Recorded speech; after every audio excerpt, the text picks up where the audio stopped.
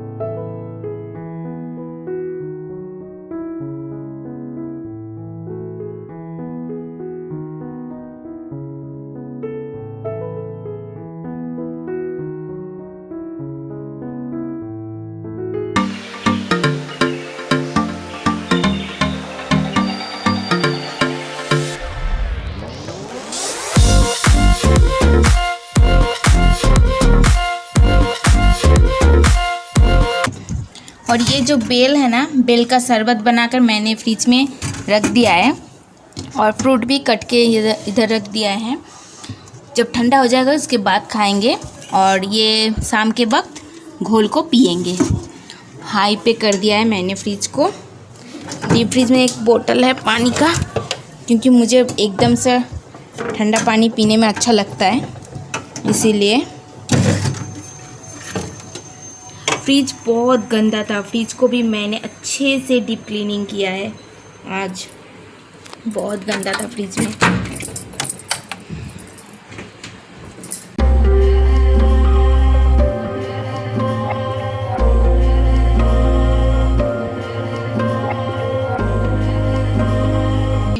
तो अभी सुबह का बज रहे हैं 11:15 हो चुका है।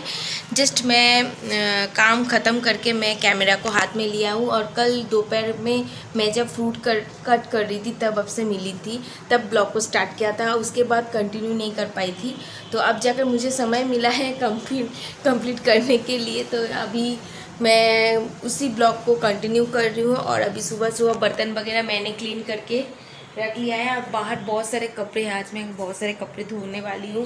बाहर बहुत अच्छे से धूप आया है। और चलिए बाहर का नज़ारा कुछ दिखाती हूँ। इतना धूप है और ये जो पंखा है ना इतना नॉइज़ करता है, इतना शोर मचाता है कि आप कुछ भी नहीं सुन पाओगे। फ़ोन पे बात भी नहीं कर पाती, इतना ज़ोर ज़ोर से इसका शोर होता है ना। और गर्मियों में ना पसीने से मेरा खांसी आ गया है। अरे बाप रे, बहुत गर्मी तो है ही है, लेकिन उसके साथ धूप भी बहुत कड़क वाला है। ये देखिए हम लोग का गार्डन का सत्यानाश हो चुका है इतना धूप में, और पत्ता वगैरह सब कुछ सूख गया है। और ये जो साजन का पेड़ है ना, इसमें वो जो होता है ना बम्बू स्टिक होता है ना, वो नहीं आया है। ड्रम स्टिक बम्बू स्टिक नहीं, ड्रम स्टिक नहीं आया है। तो सुमित ने कहा इस साल नहीं आने वाले हैं, वो अगले साल आएगा, क्योंकि ये नया है ना, 1 साल पुराना हो जाता है पेड़, उसके बाद आते हैं। बस मुझे ये साजन का पत्ता ना मुझे कुक करना नहीं आता था। फिर सुमित ने अपने मम्मी से, यानी कि मेरी सासू माँ से पूछा किस तरह से बनाते हैं। ये सिर्फ ये देकर नहीं खा पाएंगे, इसके साथ भी और बहुत सारे साग को ऐड करना पड़ता है, तब जाकर आप इसे खा सकते हैं। नहीं तो इसका एक कड़वा एक होता है, वो अच्छा नहीं लगता है। बहुत सारे सागों के साथ अच्छा लगता है। और मेरा सुबह घर का काम हो ही चुका है, सिर्फ मैं खाना बनाऊंगी। आज खाने में बन रहा है बहुत दिनों के बाद कतला फ़िश बना रही हूँ मैं। मुझे कतला फ़िश बहुत पसंद है, किस किस को पसंद है बताना ज़रूर। हाँ, मुझे कतला फ़िश बहुत पसंद है। और आज सुबह एक एक्सीडेंट भी बोल सकते हैं और कोई एक्सीडेंट भी बोल सकते हैं, ऐसा कुछ हुआ है सुमित के साथ। और सुमित के साथ कुछ भी होता है ना फ़नी सा चीज़, मैं सबसे पहले प्रीति को कॉल करती हूँ, प्रीति पता है तेरे मौसा के साथ ऐसा ऐसा हुआ। तो हम दोनों बहुत ज़ोर से हंसते थे फ़ोन कॉल में। तो वो चीज़ मैं सुबह उठने के बाद ही बहुत मिस कर रही थी। और सुमित भी मैं अंदर ही अंदर सोच रही थी, प्रीति शायद होता तो प्रीति को मैं अभी कॉल करके ये बताती थी, प्रीति तेरे मौसा के साथ यानी कि सुमित के साथ ऐसा ऐसा हुआ है वो, और हम दोनों हंसते, ऐसा मैं सोच रही थी। उसके बाद मैं जब वॉशरूम से निकली तो प्रीति को सुमित ने बोला, बाबू मेरे साथ जो ये सब हुआ कॉमेडी, अगर प्रीति होते तो तुम कॉल करते ना। फिर मैंने बोला तुम मेरे दिल की बात कैसे समझ लिया? बोला हाँ, मैं यही सोच रही थी कि बाबू कब निकलेगा वॉशरूम से, मैं बोलूँगी। फिर क्या फ़नी सा चीज़ हुआ है, मैं आपके साथ शेयर नहीं कर पाऊँगी, बहुत ही फ़नी सा हुआ है। अगर मैं शेयर करूँगी ना वो चिल्लाएंगे। ये सिर्फ प्रीति को ही मैं बोल सकती हूँ, इतना फ़नी सा चीज़ हुआ है।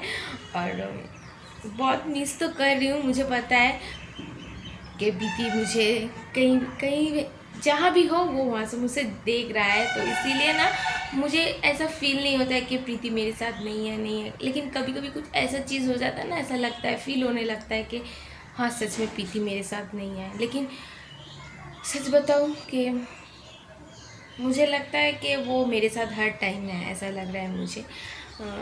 क्या बोलूँ, मम्मी भी कॉल किया था सुबह मम्मी रो रही थी, मम्मी बोल रही थी कोई मुझसे मिलने नहीं आता है, कोई ये नहीं वो नहीं।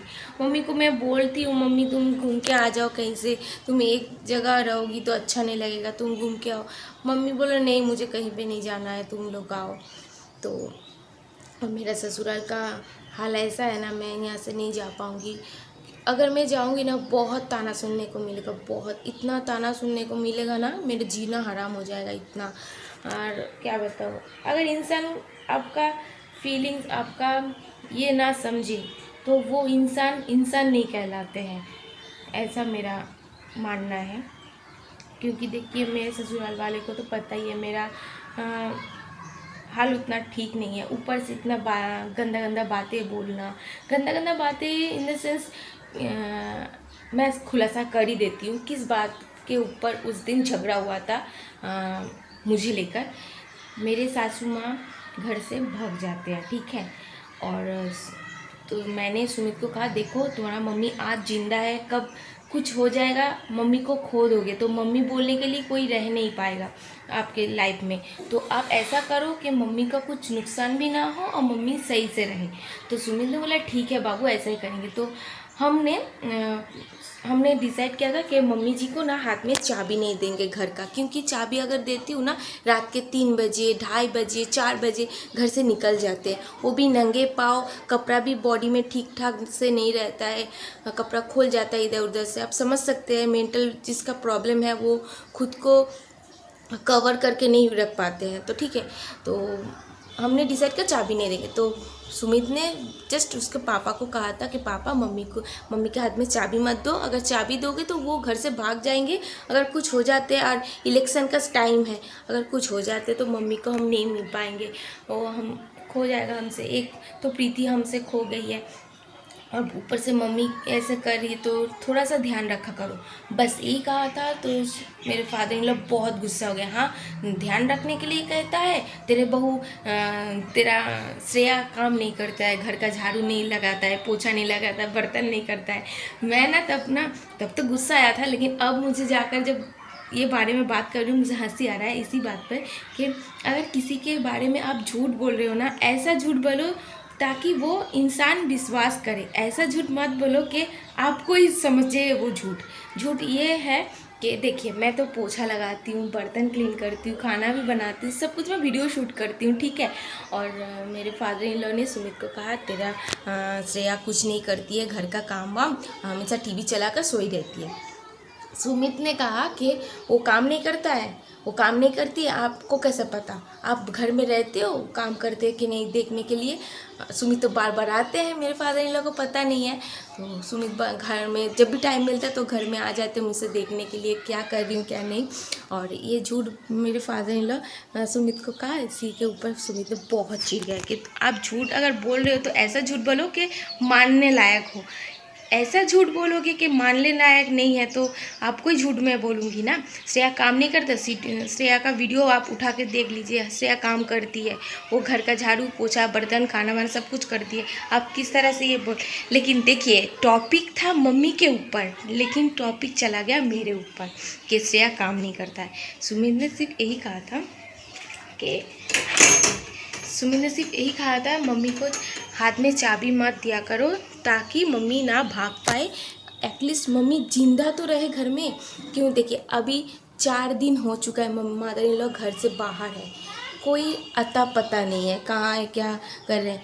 तो उस दिन मेरे पापा जी को जब भी हम मम्मी के बारे में कुछ भी केयर करने के लिए बोलते हैं या कुछ भी, तो ऊपर मेरे ऊपर चढ़ाव होते हैं। तो सुमित को यही पसंद नहीं है। श्रेया का नाम क्यों आता है, हम तो मम्मी को लेकर बात कर रहे हैं, श्रेया का नाम क्यों आ रहा है, इसी के ऊपर ना बहस हुआ था उस दिन।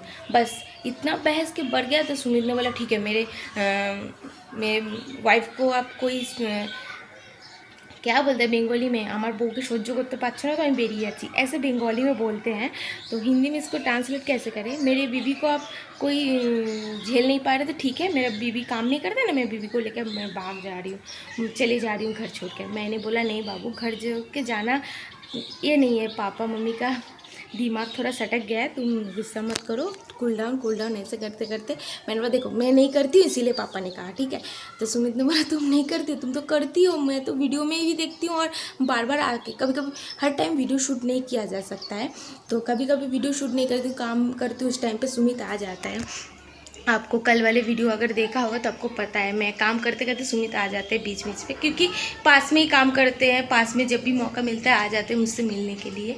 बस यही बात के ऊपर बहस हुआ था। आप बोलिए मेरा दोस्त कहाँ है, सबको पता है मेरा मेंटली ठीक नहीं है अभी, ऊपर से इतना गंदा मेरे ऊपर इल्ज़ाम, जो भी इल्ज़ाम लगाते हैं वो भी गलत, और बात नहीं कर पाऊँगी अभी, माइक बजना स्टार्ट हो जाएगा और आप सबसे बात नहीं कर पाऊँगी, ब्लॉग भी शूट नहीं करूँगा। बस यही रीज़न के लिए उस दिन इतना बड़ा झगड़ा हुआ था घर में। आप में से जिनको समझ आएगा तो समझे, जिसको समझ नहीं आया तो आपको आगे का वीडियो देखकर आप समझ जाएंगे। इल्ज़ाम सिर्फ इसी के ऊपर, मेरे ऊपर इल्ज़ाम आया था कि तेरे वाइफ काम नहीं करते, लेकिन आप सबको तो पता है मैं वीडियो शूट करती हूँ और वीडियो में डेली ब्लॉगिंग में यही हर दिन काम का ही वीडियो शूट होता है मेरा। और कुछ नहीं। तो इसीलिए मैं भी कहना चाहती हूँ आप सबसे, मेरे सभी व्यूअर्स को, अगर किसी के बारे में आप झूठ बोल रहे हो ना, झूठ को पहले पुख्ता कर लो, यानी कि पक्का कर लो कि वो सच मानता है कि नहीं इंसान, ठीक है, उसके बाद झूठ बोला करो। ऐसा झूठ मत बोलो कि आप खुद ही झूठे हो जाओ, ठीक है ऐसा। तो चलिए बाइक स्टार्ट हो गया और ब्लॉग को कंटिन्यू नहीं कर पाऊँगी फ्रेंड, तो मिलती हूँ नेक्स्ट वीडियो में। Bye bye, take care.